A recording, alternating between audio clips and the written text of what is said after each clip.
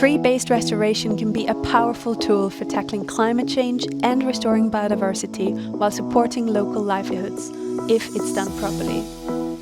But many tree planting programs fall short due to a lack of tree diversity. Our recent study in Kenya explored how smallholder farmers view tree planting and what factors help or hinder them from increasing tree diversity on their farms.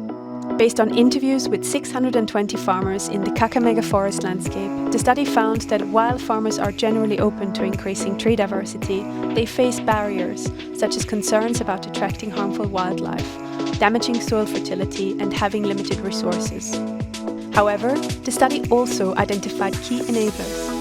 Positive past experiences, peer influence, and factors like higher education, increased income, or full reliance on farming made smallholders more likely to diversify their trees. The study highlights the context-specific barriers and enablers that need to be addressed to make sure tree-based restoration delivers the urgently needed benefits for both people and nature.